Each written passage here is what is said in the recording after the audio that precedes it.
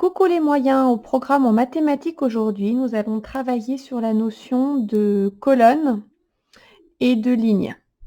Pour cela, vous allez préparer sur 2 feuilles différentes, hem, 2 ensembles d'immeubles où il y a un toit rouge, un toit jaune, un toit vert, un toit bleu et 3 étages à chaque fois.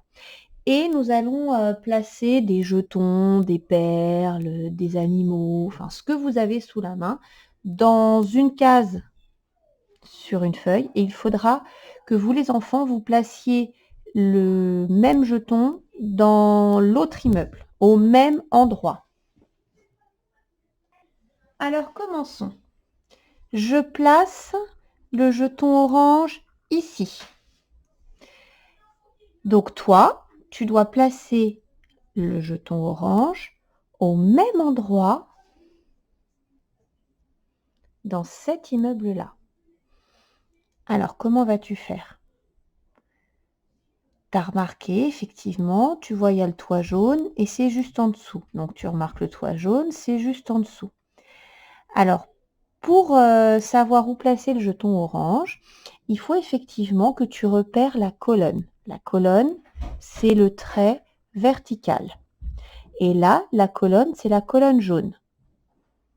La colonne jaune, donc si mon jeton orange est dans la colonne jaune, mon jeton orange ici doit être dans la colonne jaune aussi. Et après, tu remarques, tu dois regarder dans quelle ligne est placé mon jeton. La ligne, c'est la ligne numéro 1. Donc ici, je dois placer mon jeton dans la ligne numéro 1. Donc là, mon jeton orange est colonne jaune, ligne 1. Mon jeton orange est colonne jaune, ligne 1. Parfait. Maintenant, je vais prendre un jeton violet et je vais le placer ici. Alors, à toi de me dire, où est le jeton violet? Essaye de le placer. Alors, tu regardes dans quelle colonne il est. Il est dans la colonne verte. C'est facile, je le mets dans la colonne verte. Tu n'es pas d'accord? Pourquoi? Ah oui, je n'ai pas bien regardé. Je regarde la ligne dans laquelle est posé mon jeton violet, c'est la ligne numéro 2.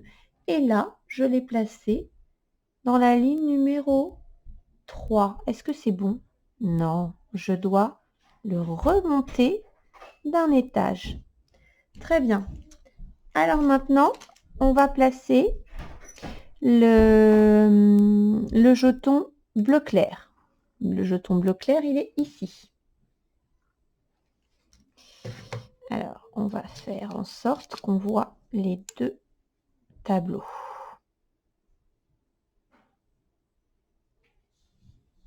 Ok. Donc, oui, place-le au même endroit. Ok. Colonne bleue, ligne 3. Colonne bleue, ligne 3. Hop. C'est ici que mes doigts se rencontrent. Donc, je pose mon jeton ici. Et là, j'ai reproduit la même configuration. Mes jetons sont à la même place sur cette feuille et sur cette feuille. Alors, tu peux t'entraîner à le faire plusieurs fois. Et ce que tu vas faire maintenant, tu vas prendre un seul tableau. Et maintenant, tu vas essayer de placer les jetons là où je te le dis.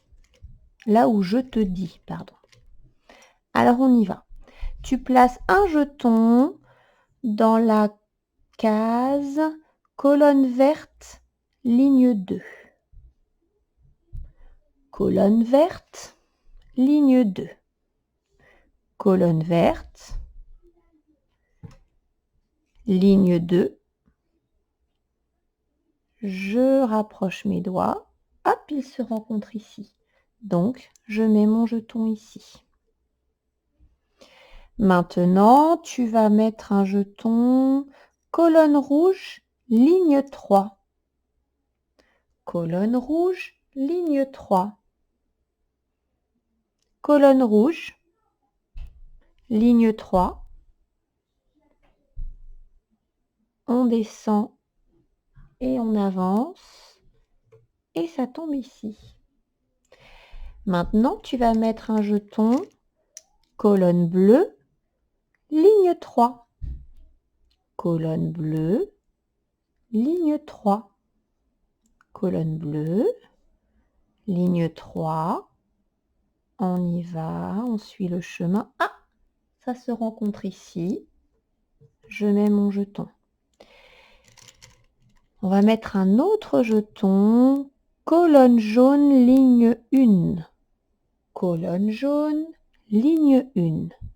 Alors on y va, colonne jaune, ligne 1, et on y va, ici. Voilà.